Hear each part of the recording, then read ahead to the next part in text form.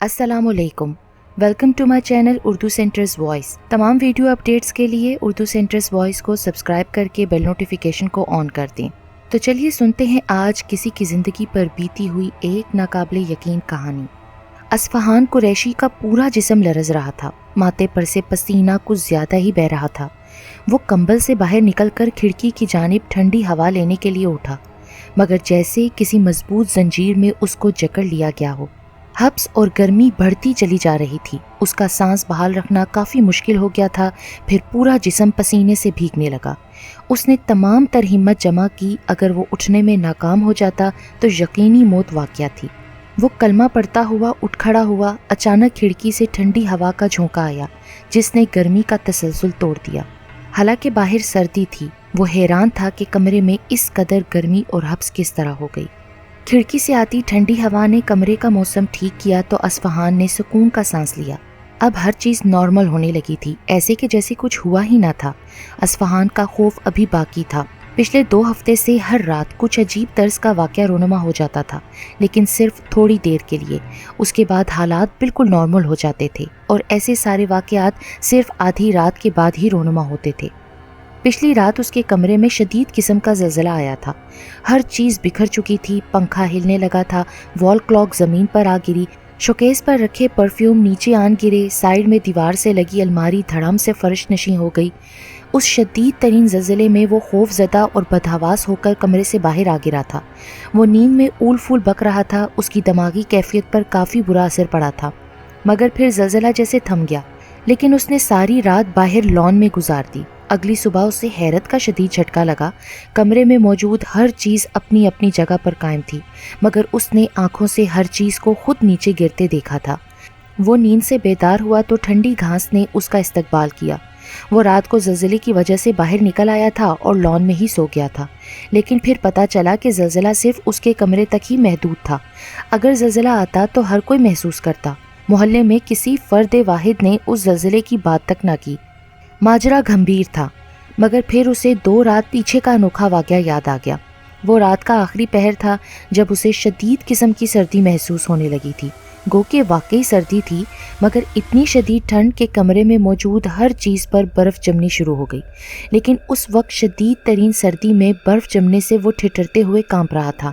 سردی محسوس کرنے سے پہلے اسے جھٹکا لگا تھا جس سے اس کا بلڈ پریشر متاثر ہوا تھا۔ اچانک جھٹکے نے اس کے دل کی دھڑکن کو مزید تیز کر دیا تھا، ایسے جیسے اس کا دل سینے سے باہر نکل پڑے گا۔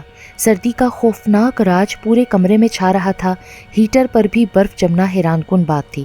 برف بڑھتی چلی جا رہی تھی اور اس کا جسم اس برف میں چھپتا چلا جا رہا تھا، مگر پھر یکدم منظر بدلا، ہر چیز نارمل ہونے لگی۔ برف سرے سے غائب تھی، جیسے برف تھی ہی نہیں۔ اس کا دماغ گھوم کر رہ گیا تھا، کیونکہ اس قسم کے واقعات خطرناک تھے۔ نہ جانے کون ایسا کر رہا تھا اور اسے کیوں ڈرانے کی کوشش کر رہا تھا۔ اسی طرح ایک اور خونی رات نے اسے پاگل کر کے رکھ دیا تھا۔ وہ رات کا آخری پہر رہا ہوگا جب اچانک اسے شدید پیاس محسوس ہوئی۔ وہ ہڑبڑا کر اٹھ بیٹھا۔ فریج کچن میں تھا، گو کہ اتنی سردی میں پیاس بہت کم محسوس ہوتی ہے، مگر انسانی فطرت کے پیاس کا لگنا قدرتی ہے۔ وہ کچن کی جانب بھاگا۔ شدید ٹھنڈ نہ تھی، البتہ محسوس ہوتا تھا جیسے فضا میں خنکی موجود ہے۔ کچن میں پہنچ کر اس نے فریج کھولا۔ فریج کی مدھم لائٹ میں تمام چیزیں واضح ہو گئیں۔ واٹر سائڈ میں پانی کے 4 سے 5 بوتلیں رکھی ہوئی تھیں۔ اس نے ایک بوتل کو اٹھا کر فریج بند کیا، مگر پھر لگا جیسے پانی میں خون شامل ہو گیا ہے۔ یہ کیسے ممکن تھا کہ پانی سرخ رنگ کے خون میں بدل گیا تھا؟ وہ گاڑھا سرخ خون تھا۔ یکایک اس کے ہاتھ سے بوتل چھوٹ گئی اور بوتل کا ڈھکن کھل گیا۔ فرش سرخ خون سے سرخ ہو گیا تھا۔ وہ خوفزدہ نظروں سے فرش کو دیکھے جا رہا تھا۔ دماغ سائیں سائیں اور جسم پر پسینہ پھوٹ پڑا تھا۔ پیاس بڑھتی چلی جا رہی تھی، جیسے وہ پیاس سے مر جائے گا، مگر پھر پیاس کا اثر ختم ہونے لگا۔ اس کی ابتر حالت خاصی بہتر ہونے لگی۔ وہ خوفزدہ کچن سے باہر نکل آیا۔ آہستہ آہستہ سب بہتر ہو رہا تھا۔ پیاس باقی نہ تھی، جیسے سب کچھ ٹھیک تھا۔ اگلی صبح فرش پر سرخ رنگ کا سیال نظر نہ آیا۔ اس نے حیرت سے فریج میں رکھی پانی کی تمام بوتلوں کو چیک کیا، مگر بوتلوں میں پانی موجود تھا، سرخ رنگ کا کہیں وجود تک نہ تھا۔ اور پھر اس نے ایک عجیب منصوبہ بنایا۔ اس کا منصوبہ گھر سے باہر کسی ریسٹورنٹ میں رہنے کا تھا۔ اس نے اس عذابی گھر سے کچھ دنوں تک چھٹکارا پانے کا ایک ہی حل نکالا تھا کہ ریسٹورنٹ میں کچھ دنوں کے لیے رات گزاری جائے۔ کمرہ نمبر 272 میں کرکٹ میچ LCD پر دیکھا جا رہا تھا۔ اصفہان نے یہ کمرہ چند دنوں کے لیے کرائے پر لیا تھا۔ چند ایک سوٹ اپنے پاس رکھ لیے تھے۔ دن کو اس گھر میں جانا خطرناک نہ تھا، مگر رات کو وہاں ٹھہرنا موت کو دعوت دینا تھا۔ گویا رات ریسٹورنٹ میں اور دن بھر آفس، مگر جو ہی آخری اوور شروع ہوا لائٹ چلی گئی، اندھیرا چھا گیا۔ میچ خاصا دلچسپ ہو گیا تھا، مگر لائٹ کم وقت نے بھی ابھی جانا تھا۔ وہ غصے سے جھلا اٹھا۔ کرکٹ کا دیوانہ اصفہان قریشی دن بھر کی تھکن کے باوجود میچ دیکھنا چاہتا تھا، مگر دلچسپ صورتحال کے دوران لائٹ کا چلے جانا غصہ دلانا تھا۔ اس نے FM آن کیا، مگر وہاں سگنل نہ ہونے کے برابر۔ FM پر بھی کوئی سگنل نہیں۔ وہ جھلا اٹھا۔ اس نے دوسرے ریڈیو اسٹیشن چیک کیے، قریب سب ہی بند تھے۔ اس نے دروازے کی درز سے نیچے دیکھا، وہاں روشنی تھی۔ وہ دروازے کی طرف بڑھا، اس نے ہینڈل گھمایا، باہر لائٹ موجود تھی، راہداری کا بلب بھی روشن تھا۔ ساتھ والے روم میں سے میچ کی کمنٹری سنائی دے رہی تھی۔ اس نے دروازہ کھٹکھٹایا۔ روم 273 سے ایک بوڑھا باہر نکلا۔ جناب، میری روم کی لائٹ نہیں، میچ کا کیا بنا؟ ہم جیت گئے بیٹا، انتظامیہ کو فون کرو کہ تمہارے کمرے میں لائٹ ٹھیک کرے۔ اوکے انکل، ویسے لائٹ بند ہوئی تھی کیا؟ نہیں، آج تو لائٹ نہ جانے کا اعلان ہوا تھا، اور ویسے بھی یہاں ہیوی جنریٹر ہے، لمحہ بھر میں لائٹ آ جاتی ہے۔ مطلب کہ اس کے روم کا لائٹ کنیکشن منقطع ہوا تھا۔ گزشتہ واقعات کو مد نظر رکھتے ہوئے اسے وہم گزرا کہ یہ ساری منحوسیت صرف اس گھر تک ہی محدود نہیں، بلکہ وہ خوفناک بلا جو ہر رات مختلف روپ میں آ دھمکتی تھی، اس ہوٹل میں بھی آ دھمکی ہے۔ وہ دوبارہ اپنے روم میں آیا۔ اب لائٹ آ چکی تھی۔ وہ پر امید تھا کہ کم از کم اس ہوٹل میں کچھ الٹا سیدھا نہ ہوگا، مگر وہ رات سب سے مہنگی پڑی۔ تقریباً رات کے 1 بج رہے ہوں گے جب اس کا سانس پھولا ہوا تھا۔ دل کی دھڑکن خاصی تیز تھی، جیسے سینہ چیر کر باہر آ جائے گا۔ اس کا جسم پسینے میں ڈوبا ہوا تھا۔ کچھ گڑبڑ ضرور تھی۔ سامنے ٹیڈی بیئر رکھا ہوا تھا۔ ٹیڈی بیئر کی آنکھیں سرخ ہو کر چمک رہی تھیں۔ ڈرو مت، مگر تم جہاں بھی جاؤ گے میں تمہارے ساتھ ہوں۔ اسے آواز سنائی دی۔ اس ٹیڈی بیئر کا منہ کھلا تھا۔ آواز ٹیڈی بیئر سے آئی تھی۔ اسے وہم تھا یا واقعی کچھ ایسا ہوا تھا، اور پھر ڈور بیل بجتی سنائی دی۔ اس کا دل دھڑک گیا۔ ہوٹل کا عملہ ہی اندر آ سکتا تھا، مگر کیا وجہ تھی جو اتنی رات کو ادھر کو آ ٹپکا؟ ڈور بیل کچھ دیر بعد دوبارہ سنائی دی۔ وہ ڈرتا ہوا دروازے کی ہول کی طرف بڑھا۔ باہر کوئی موجود نہ تھا۔ وہ مکمل چھان بین کے بعد بستر کی طرف بڑھا، مگر بیل دوبارہ بجی تو وہ بھاگ کر ہول سے دیکھنے لگا، مگر باہر پھر کوئی موجود نہ تھا۔ کیا مصیبت ہے، میں کس چکر میں پڑ گیا ہوں؟ کون ہے جو مجھے تنگ کر رہا ہے؟ پھر وہ بیڈ پر بیٹھ گیا، مگر اگلے ہی لمحے وہ تڑپ اٹھا۔ بیڈ تانبے کی مانند گرم ہو رہا تھا۔ اس کا جسم لرزنے لگا، پھر آہستہ آہستہ پورا کمرہ گرم ہونے لگا۔ پورا کمرہ گرم ہو رہا تھا، درجہ حرارت بڑھتا جا رہا تھا۔ وہ دروازے کی طرف بڑھا، ہینڈل بھی شدید گرم ہو رہا تھا۔ دوسرے لمحے وہ باہر تھا۔ اس نے راہداری کی طرف دوڑ لگا دی۔ سیڑھیوں سے وہ ہانپتا کانپتا کاؤنٹر تک جا پہنچا۔ نائٹ ڈیوٹی پر سٹاف موجود تھا۔ وہ سب اچانک اس افتاد پر بھوکھلا گئے۔ بھوت بھوت، وہ چلانے لگا۔ سٹاف نے اسے زبردستی پکڑا۔ سر ہوش میں آئے، کہاں ہے بھوت؟ کیسا ہے بھوت؟ سبھی بھوکھلا گئے۔ روم 272 میں۔ تم لوگ میرے ساتھ چلو، وہاں شدید گرمی ہے، وہ بولتا چلا گیا۔ وہاں موجود لوگ ہڑبڑا گئے۔ جناب، ہمارے ریسٹورانٹ کا خیال کریں، لوگ اپنے کمرے میں آرام کر رہے ہیں اور یہاں کوئی بھوت پریت نہیں ہے، مینیجر بولا۔ لیکن وہ اسٹاف کے لوگوں کو اپنے کمرے میں زبردستی لے آیا۔ جب وہاں گیا تو سب کچھ ٹھیک تھا، نہ گرمی نہ خوف کا احساس۔ اسٹاف نے سوالیہ نظروں سے اسے گھورا۔ یہاں نہ گرمی ہے نہ سردی، ایک دم فینٹاسٹک موسم ہے سر، آپ نے کوئی ڈرونا خواب دیکھ لیا ہوگا۔ سو جائیے، مینیجر بولا۔ وہ حیرت ناک نظروں سے انہیں دیکھتا جا رہا تھا۔ یہ کیسے ممکن تھا؟ سب کچھ اس کی حقیقی آنکھوں کے سامنے ہوا تھا۔ اسٹاف کے لوگ گئے، مگر باہر سے دروازہ بند کر گئے۔ اگلی صبح ہوٹل انتظامیہ نے اسے ہوٹل چھوڑنے کا نوٹس جاری کر دیا۔ دھوبی کا کتا نہ گھر کا رہا نہ گھاٹ کا۔ وہ دوبارہ گھر لوٹ آیا، تنہا آدمی اور اتنی خوفناک اور دلخراش واقعات۔ اگلی رات زیادہ خوفناک ثابت ہوئی۔ وہ آفس سے واپس آیا، فریش ہونے کے بعد ڈور بیل بجی۔ وہ دروازے کی طرف بڑھا، دروازہ کھولا تو سامنے خوبصورت لڑکی پریشان صورت لیے کھڑی تھی۔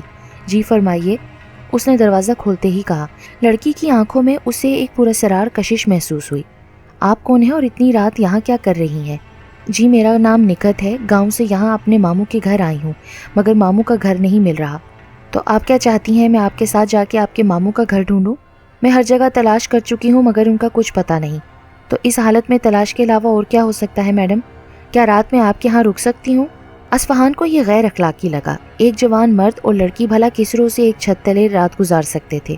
دیکھیے میڈم، میں یہاں اکیلا رہتا ہوں، میں آپ کو کسی ہوٹل میں چھوڑ آتا ہوں، پلیز صرف ایک رات ہی کی تو بات ہے، صبح ہوتے ہی میں اپنے گاؤں چلی جاؤں گی۔ وہ مجبور ہو گیا اور لڑکی کو اندر آنے کی اجازت دے دی۔ اس نے لڑکی کو گھر کا ایک دوسرا روم رہنے کے لیے دیا۔ رات 12 بجے کے بعد اچانک اصفہان کا روم کا دروازہ دھڑدھڑایا گیا۔ وہ ہڑبڑا کر اٹھ بیٹھا۔ दरवाज़ा खोलो, दरवाज़ा खोलो। बाहर कोई लड़की की आवाज़ थी। वो दरवाज़ा खोलने के लिए उठा। दरवाज़ा खोलते ही उसका वजूद लरस कर रह गया। वो निगहत थी, सियाह लंबे बाल, सुर्ख लंबी जुबान, सियाह चेहरा। उसे देखते ही वो गिरा और बेहोश हो गया। अगली सुबह सूरज की तेज रोशनी ने उसे जगाया तो उसको चुड़ैल नुमा निगहत का ख्याल आया। वो जल्दी से उठा, हर कमरा छान मारा, मगर रात वाली चुड़ैल नजर न आई। आज ऑफिस की छुट्टी थी। सुबह तकरीबन 11 बजे उससे मिलने के लिए उसका एक दोस्त आया। उसने सारी रुदात अपने दोस्त को सुना दी। रुदात सुनने के बाद उसके दोस्त ने कहा कि ये बहुत परेशान कुन बातें हैं। ऐसा लगता है कि तुम्हारे इस घर में कोई प्रॉब्लम है। हमें किसी माहिर आमिल से राब्ता करने की ज़रूरत है ताकि इस मामले को हल किया जाए। दोस्त कहने लगा कि मैं एक आमिल को जानता हूँ, उसका नंबर है मेरे मोबाइल में। चंद लम्हे बाद वो एक आमिल का नंबर डायल कर रहा था, मगर दूसरी तरफ से पैगाम मिला कि शाह साहब के घर हाजिर खिदमत हो जाएं। पैगाम मिलते ही वो बाइक निकाल कर रोड पर आ गए। बाइक में बैठ के जब वो दोनों आमिल के पास जा रहे थे, असफहान को मुसलसल महसूस हो रहा था जैसे कोई चीज़ उसका ताक़ुब कर रही है। उसके दिल की धड़कन तेज़ हो गई। उसने अपने दोस्त से कहा कि जल्द से जल्द आमिल के पास पहुँचो। थोड़ी ही देर बाद वो एक आमिल के घर में पहुँच गए। वहाँ उनकी मुलाकात एक बारिश बुजुर्ग से हुई। बुजुर्ग ने शफकत भरी निगाह असफहान पर डाली। असफहान ने अपने साथ होने वाले तमाम वाक़यात उन बुजुर्ग को सुनाए। असफहान को रैशी शुक्र करो तुम अल्लाह का कि शर की कुव्वतें तुम पीछे छोड़ के आ गए हो, वरना वो आज तुम्हें जिंदा ना छोड़ती। बाबा जी, पर ये शर की कुव्वतें कौन हैं और क्यों मेरा जीना हराम कर दिया है? आखिर मेरा कसूर क्या है और इनका मकसद क्या है? ये क्यों मेरे पीछे पड़ गई हैं? कभी कभी बेकसूर आदमी भी औताब की जद तले आ जाता है। तुमने असल में आसेबी घर में मौजूद मखलूक को तंग किया है। वहाँ रहकर तुम्हें महसूस तक ना हुआ कि तुम उनको तंग कर रहे हो। असल में जिस घर में तुम रहते हो वो आसेब ज़दा है। सालों से वहाँ कोई नहीं गया था, तभी वहाँ नज़र ना आने वाली मखलूक ने डेरा जमा लिया। वो घर एक तवील अरसे से खाली पड़ा था, और ये हकीकत है कि कोई मकान एक तवील अरसे तक खाली पड़ा रहता है तो उसमें नादीदा मखलूक़ात अपना बसेरा कर लेती हैं। इसलिए कहा गया है कि ऐसे किसी मकान को तवील अरसे तक खाली ना छोड़ा जाए, बल्कि उसकी कोई ना कोई देखभाल करता रहे, और मगरिब के वक्त खाली मकान में चिराग ज़रूर जलाना चाहिए। ऐसी सूरत में नादीदा कुव्वतें उस जगह से दूर रहती हैं। जिस मकान में तुम जा बसे थे उसमें असल में जिन्नात का बसेरा है। उन्हें तुम्हारा वहाँ रहना नागवार गुजरता है, इसीलिए वो तुम्हें तंग करते हैं। ये तो शुक्र है कि उन्होंने तुम्हें जान से नहीं मारा। तो बाबा जी, आप मुझे मशवरा दें, मैं क्या करूँ? तुम उस आसेब ज़दा घर को फ़ौरन छोड़ दो और पाक साफ रहो। ठीक है बाबा जी, लेकिन मैं जहाँ जाता हूँ वो मेरे साथ आ धमकती हैं। लेकिन अब ऐसा ना होगा। एक ख़ास अमल के तहत ये मखलूक तुम्हारा पीछा छोड़ देंगी, और वो अमल मैं करूँगा तुम्हारे लिए। तुम फिक्र ना करो। तुम सिर्फ अल्लाह को हर वक्त याद रखा करो, पाबंदी से नमाज पढ़ा करो। कुछ कुरानी आयात का तावीज़ मैं तुम्हें बना कर देता हूँ, तुम इसको अपने बाजू के साथ बांध लो और बस जल्द से जल्द इस आसेब ज़दा घर को छोड़ दो। ये जो मैंने तावीज़ तुम्हें दिया है, इसके होते हुए वो जिन्नात तुम पर अपना वार नहीं कर सकेंगे। तुम्हें जो मैंने काम कहा है तुम वो करो। बाकी तुम्हारी उन मखलूक़ात से जान छुड़ाने के लिए खसूसी अमल मैं आज से ही शुरू कर दूंगा। अब तुम जा सकते हो। असफहान तावीज़ पहनकर अपने दोस्त के साथ घर पहुंचा, और जल्द अज जल्द उसने अपना सामान समेटा और उस घर को छोड़कर अपने दोस्त के साथ चला गया। उस घर को छोड़ते साथ ही वो अपने आप में बहुत ज़्यादा कल्बी सुकून महसूस कर रहा था।